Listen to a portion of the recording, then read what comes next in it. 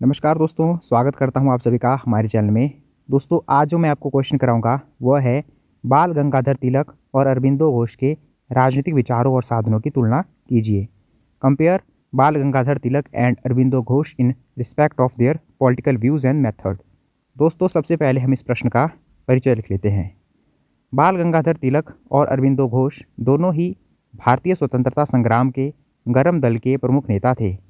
उन्होंने नरम दल की प्रार्थना, याचिका और प्रतिवेदन इस नीति का विरोध किया और पूर्ण स्वराज के लक्ष्य को प्राप्त करने के लिए अधिक सक्रिय तरीकों का समर्थन किया।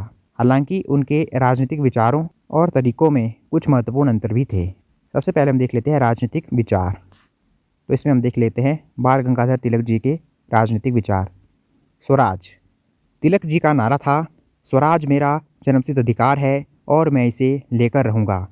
उनके लिए स्वराज एक नैतिक कर्तव्य और अधिकार दोनों था। उनका मानना था कि स्वराज के बिना भारतीयों का विकास संभव नहीं है।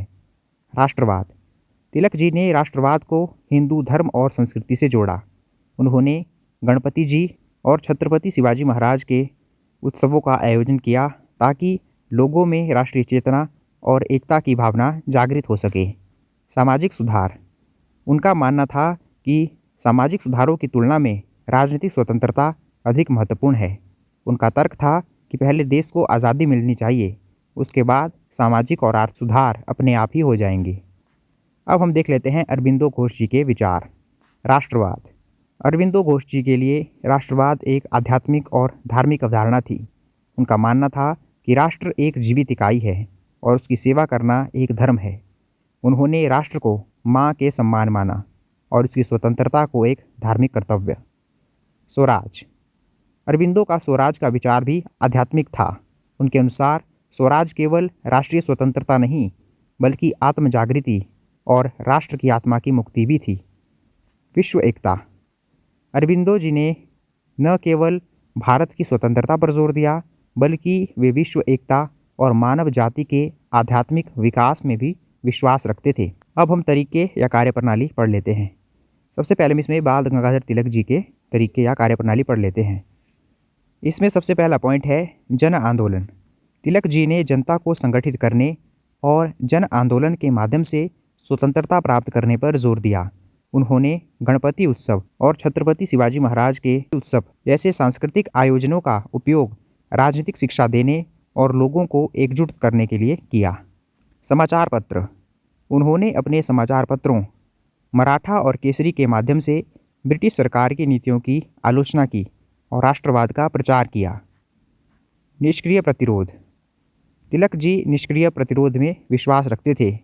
उन्होंने विदेशी वस्तुओं का बहिष्कार, राष्ट्रीय शिक्षा का प्रसार और ब्रिटिश संस्थानों के साथ असहयोग जैसे साधनों का समर्थन किया।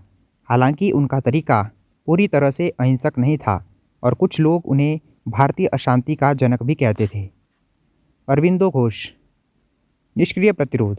अरबिंदो जी ने भी निष्क्रिय प्रतिरोध को एक महत्वपूर्ण साधन माना। उन्होंने स्वदेशी बहिष्कार और राष्ट्रीय शिक्षा को इसके मुख्य घटक के रूप में बढ़ावा दिया।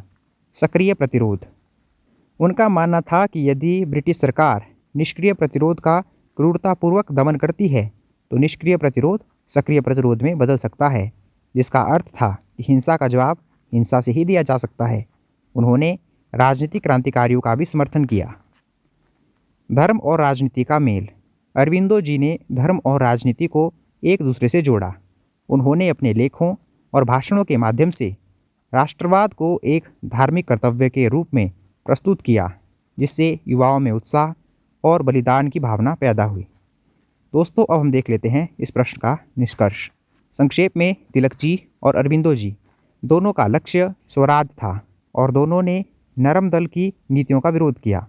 हालांकि तिलक जी का राष्ट्रवाद अधिक व्यवहारिक और राजनीतिक था, जबकि अरबिंदो जी का राष्ट्रवाद अधिक दार्शनिक और आध्यात्मिक था। तिलक जी ने जन आंदोलन और संगठित विरोध पर अधिक ध्यान केंद्रित किया, जबकि अरबिंदो जी ने निष्क्रिय और सक्रिय दोनों प्रकार के प्रतिरोधों का समर्थन किया और राष्ट्रवाद को एक धार्मिक साधना के रूप में देखा। तो दोस्तों, यह था हमारा आज का टॉपिक, बाल गंगाधर तिलक जी और अरबिंदो घोष जी के राजनीतिक विचारों और साधनों की तुलना कीजिए। उम्मीद करता हूँ कि आपको आज का टॉपिक आसानी से समझ आ गया होगा। और अगर आपको हमारी आज की वीडियो हेल्पफुल लगी हो तो आप हमारे इस चैनल को सब्सक्राइब कर दीजिए और इस वीडियो को अपने दोस्तों के साथ शेयर कर दीजिए और साथ ही साथ इस वीडियो को लाइक भी कर दीजिए। धन्यवाद दोस्तों।